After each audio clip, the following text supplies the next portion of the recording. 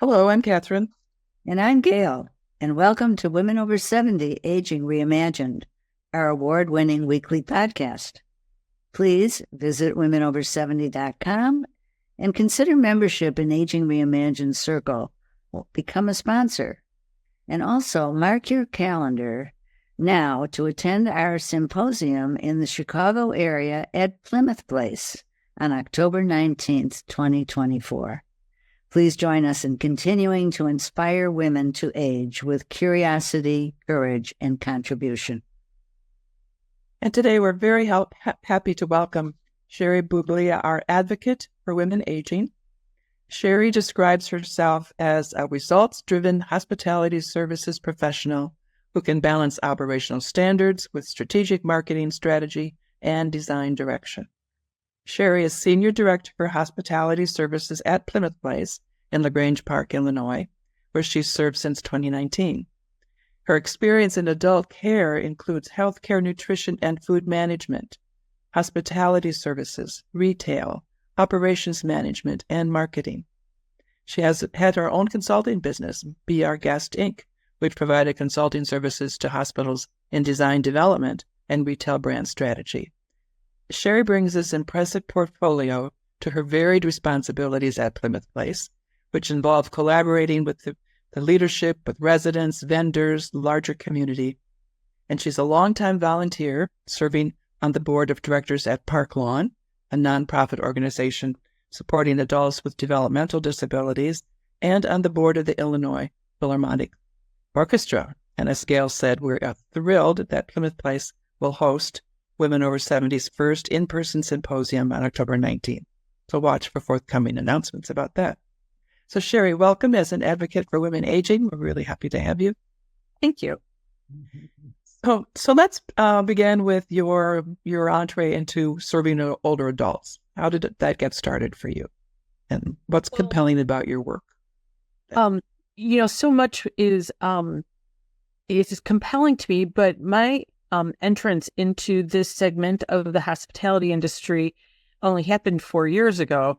So for those of you who are longtime Chicagoans, my first, shall we say, entrance into restaurant management was Marshall Fields. And I think for a lot of us, Marshall Fields was kind of this gold standard of the retail experience, of great customer service. They were innovative. And those traits served me very well as I moved into healthcare, where as you look at the transition of healthcare, they have become far more focused on brand development. Many healthcare organizations have bought one another, so they become bigger entities within communities, and their brand recognition, how they affiliate with the community and programming, all the way to the design of their public space is really part of an overall reaching message. So I was working still in healthcare, and Jay Berry, who is our CEO, and I had worked with him previously, contacted me about a consulting opportunity here at Plymouth Place. And it was intriguing, and it was something that I thought brought, I think, a different aspect of my career that I hadn't necessarily developed in the past. So what started out as a consulting operation for me has now expanded to, I'm on my 5th year, and it has been an amazing learning experience for me. I make it very clear that while I work here, I don't live here. I am of the age that I could live here. So in a lot of program development, in design, in any of the however we approach life enrichment and travel planning and things like that we offer to engage residents, I always think of what I would like. So I think this has been a really great partnership. I've learned incredible amounts from the residents that live here. And I see this as something that, in my mind, is something that I look forward to, because I see this as a very vibrant population and one that I am part of. I know that Plymouth Place was called Plymouth Place for Senior Living, and that senior living now has been dropped. So why is that, and what language do you and your colleagues use to talk about this kind of community, living in community? Well, that's interesting because I think the word seniors for this segment of the industry had been used forever. I mean, it's how people felt about the transitioning of where they were going to eventually live at some point.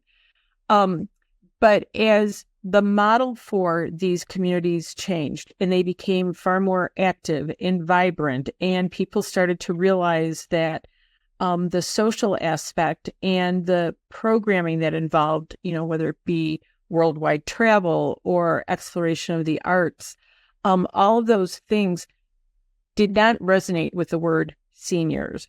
And I think you see that shift happening in other areas as well as, senior living, where they just realized that the word senior connotates something that seems maybe a little more conservative in lower key and slower paced. And that is not the lifestyle that we encourage here, though it's certainly, people can make the decisions that they want. So this is a very independent type of community. But I think what we found is that the word senior was an indicator of something that really wasn't what we were. So we have dropped that name as we built the Arboretum Villas. We've kind of merged that all into the Landings, which is kind of our overreaching brand. But the word senior has been dropped. And I should point out that nobody had any issue with that who lives here. So I think they were all in favor of losing that word. Uh-huh. And is there a word that replaces it? Is there, when you talk about Plymouth Place or Landing Place and Arboretum Villas, how do you describe it then so that people know, well, what kind of a place is this anyway? Well, there is a resident here who for a while, and I think there was a lot of media attention around the fact that the word senior was becoming kind of taboo. So she would often send me articles on active agers, all kind of different buzzwords out there. But I think by and large, what we see is that people want a vibrant lifestyle. And I think there's something to be said about people who are kind of charting the course for their second act or maybe their third act. We had often thought, and I think this is as a society, that you retire and then you just stop. And we see people who come here and have no intentions of stopping and lead very full lives. And that's what we really think this community is about. So, active lifestyle can be a lot of things. And active does not necessarily mean mobility. We have people who have all kinds of challenges, but yet they still seek out the things that truly interest them and are very open about sharing with us where we have opportunity to develop programming that fits their need. So I think it's all about just living your life to the fullest. Yeah, well said. I know Gail and I have had the opportunity to have many conversations with you and with your president, Jay, and your development officer, Patty, and other members of your team.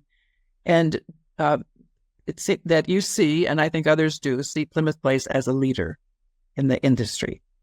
So what is it about Plymouth Place that makes you stand out as one of the leaders?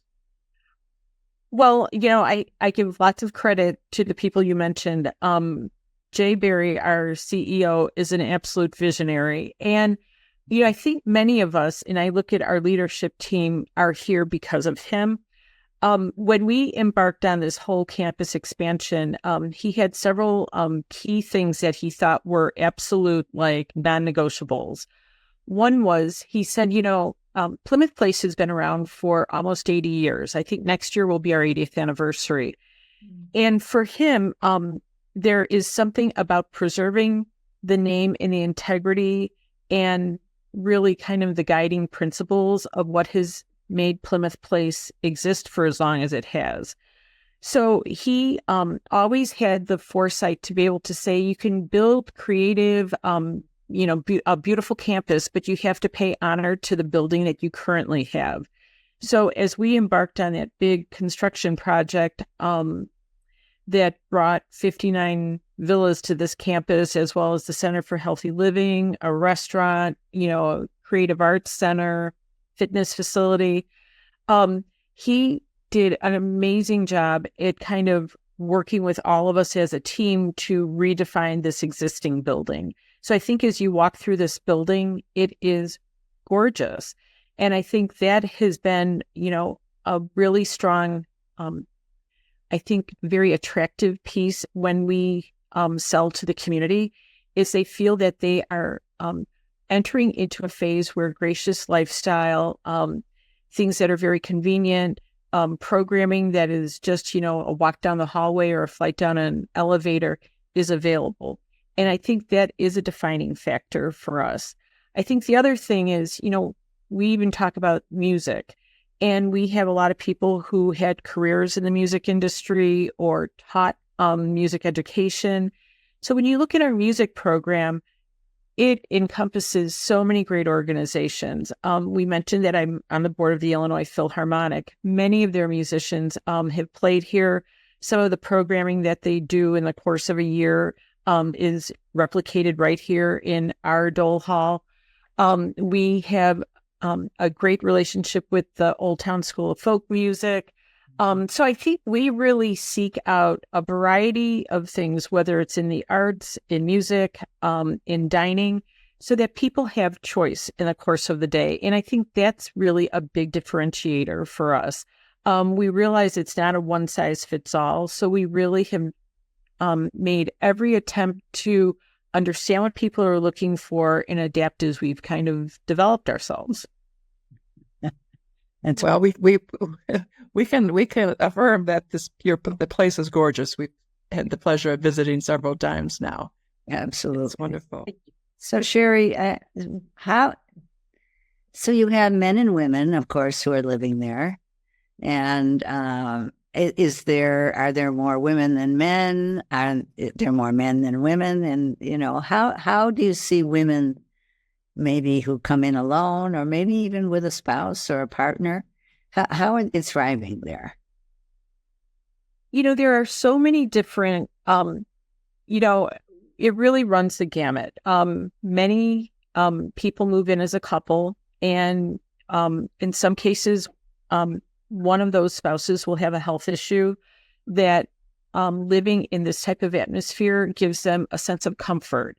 Many have left large homes in suburbs where their family has eventually, moved further away or into different states. And there has been maybe a sense of isolation that happens even with married couples, where their network of friends have eventually moved away. And I think there's a loneliness factor. So I think what we often call congregate living really does have an impact on people's longevity. What I see here is sometimes amazing to me, that people will move in.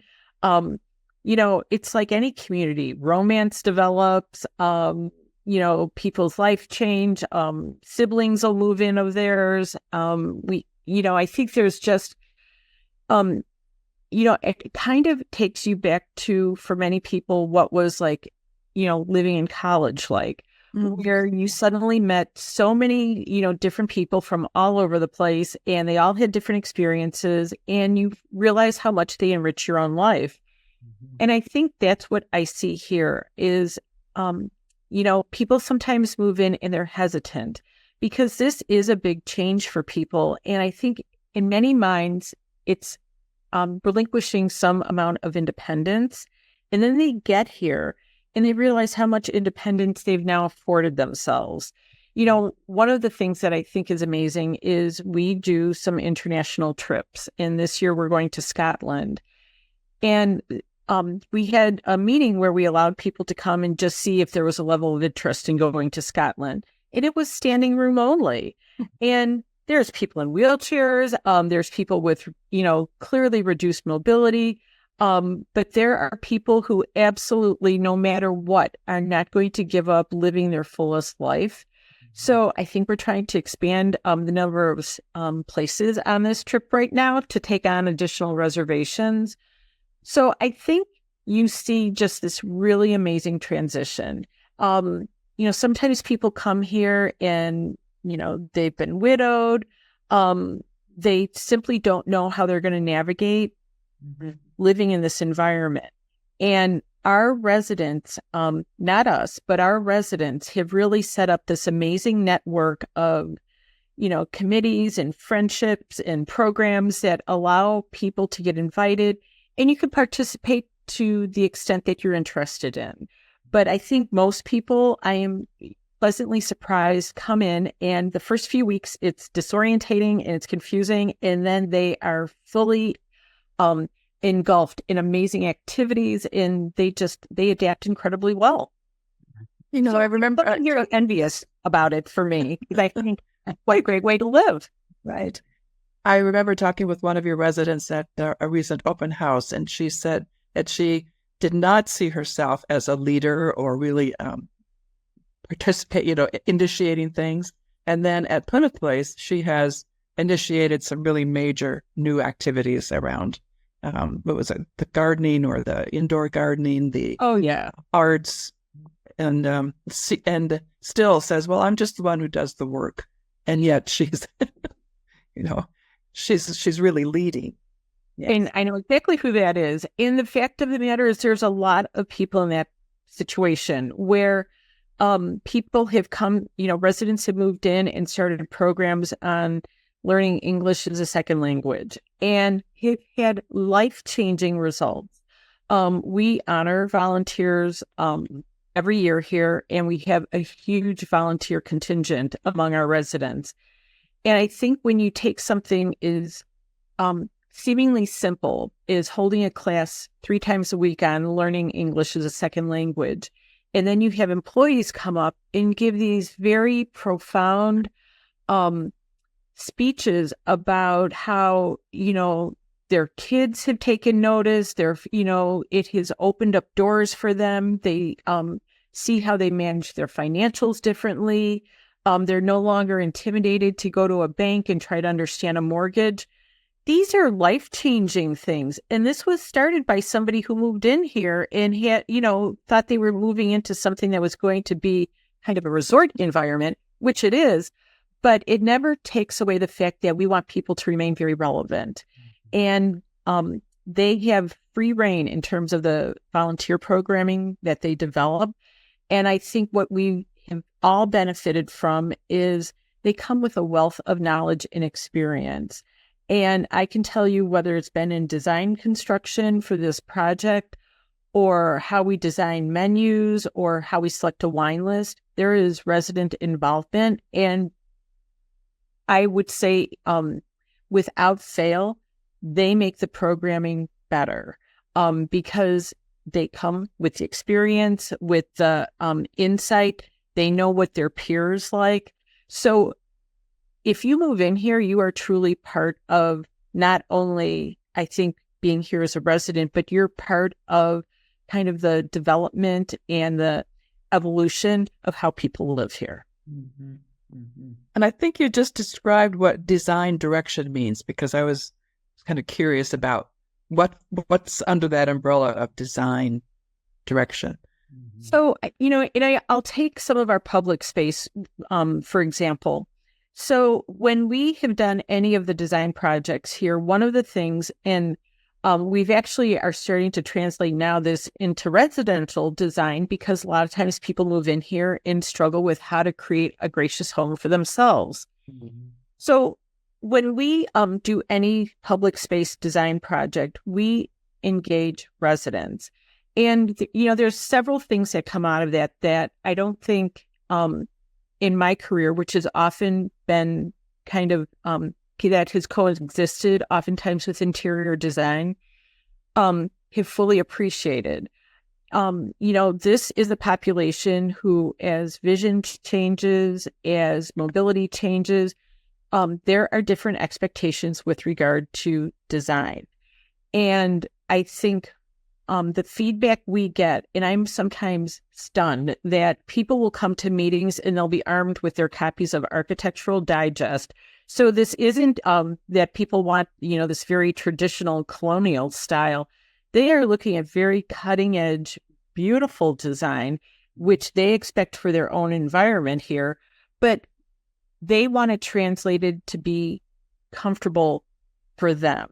So we kind of use, we've used the term charrette frequently here as an opportunity to take a concept, whether it be menu design, wine selection, and to really engage residents to understand what's the trend, what's kind of cutting edge, what's cool, but also what makes sense for them. And I think in design, you know, it could be the pattern on a carpet. It could be whether a chair has arms or not.